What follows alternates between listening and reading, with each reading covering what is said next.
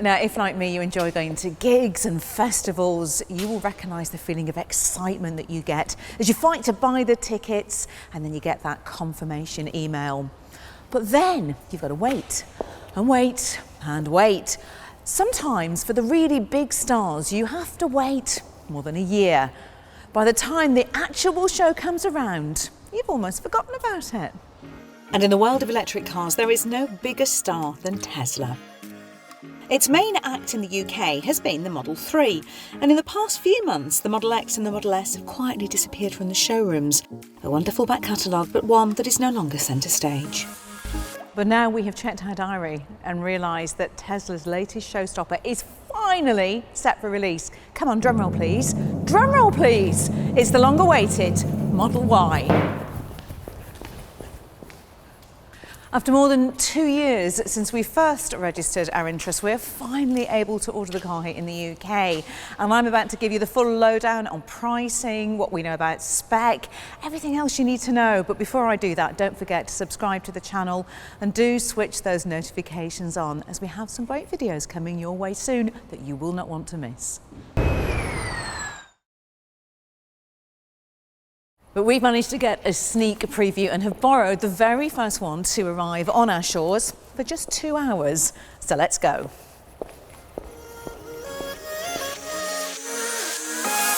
The Y is big news. The Model 3 has been such a success that it occasionally tops the best-selling car charts in the UK. And that's not just of electric cars, it's all cars. However, there has been something holding back many buyers from going for the 3. And that is the fact it has a boot. You see, Britain has fallen a little bit out of love with saloons with boots and massively in love with SUVs and crossovers with tailgates. You sit higher, you can tackle the odd rutted track, and crucially, you can fit loads of stuff in the back. Stuff like dogs. And scooters. Or just stuff. But while we've been waiting for it, everyone else has been busy, and there are now all sorts of alternative electric SUVs designed to tempt Tesla buyers off the waiting list. So, is the Model Y still on top? Now, let's take a look at the basics first. So this car shares a lot with the Model 3, and that includes the motors and the battery. So it means the Model Y will be available as performance and long range, just like the 3. This is the long range. Now it has all-wheel drive and is capable of more than 300 miles on a single charge. I would tell you the exact official figure, but we don't have that today as we're filming, but it will by now be on the screen somewhere around kind of there. They also don't know an exact price for this car right now, so I think we'll put that on the screen somewhere over like there. But what we do reckon is that it will cost about £5,000 more than the equivalent 3. So if I point down here, it will tell you if I was right. I love it when I'm right. That money buys you a little more car all round. The Model Y is a little longer than the Model 3, a little wider, but most of all quite a bit higher. That makes it roughly the same size as a Skoda Enyaq. Now the extra space really becomes noticeable when you get in the back. It's really comfy in here, very light, which is helped by the huge glass roof. It's also really easy to get in and out because of the extra height. Move round to the back, and well, your luggage gets a comfortable ride too. The boot is huge, and unlike the Model 3, you're not having to post everything in through a tiny opening. Another thing I really like is the way the seats just flip back, like that. How cool is that? And just take a look under here. Come on, come and look. Look at the size of that. The boot space is up by 845 litres according to the spec sheet, which might mean absolutely nothing to you, but trust me, it is huge. Twice the size of a Model 3's boot and bigger than the larger Model S. It's big, really big. In fact, if I leave it parked up for too long, a developer might try and build some executive homes in here. There's even a frunk too, which is as big as some city cars' entire boots. There's also a 7-seat version on the way, but that will cut down on the available space for luggage, even when those seats aren't in use. So that's all good news. Even better, the driving experience hasn't suffered. If you get out your stopwatch, you might spot that the Y is slightly slower than the 3, but this is still a very fast car.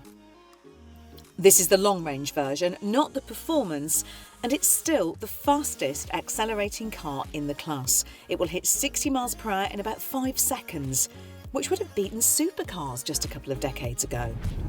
If that's not enough, then the Performance version will hit 60 in 3.5 seconds, which is a bit silly if you ask me. I reckon even this version is faster than it needs to be. You know, that sort of speed means you need bigger brakes, more expensive tyres, and of course you'll pay more for insurance.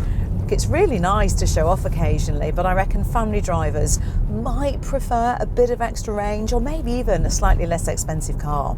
Now, there is a 2-wheel drive standard model coming sometime. I don't know how fast it will be, and I don't know how much it will cost either, even if I use my magic finger. Look, can't get the fingers to appear on the screen, it doesn't work. But maybe that version will bring the more sensible nature and affordability that we need. Until then, you'll just have to put up with the fast versions.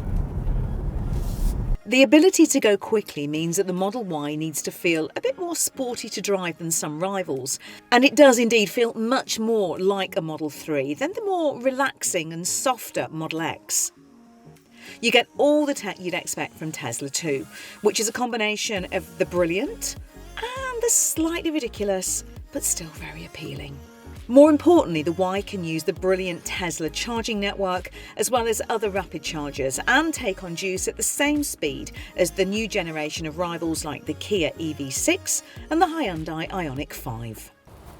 So has the Y been worth the wait? Is it still a world-class act, or does it feel like a bit of a has-been? Well, for us, it's the extra space and the practicality it brings that makes all the difference. Look, this isn't an inexpensive car, but it is a really practical, family-sized Tesla that doesn't cost close to 6 figures. We're giving it a rather large standing ovation, but let's save the full critique until I have more than 2 hours in it, shall we? And you will want to sign up to our notifications because we have a few in-depth reviews of this car coming very soon.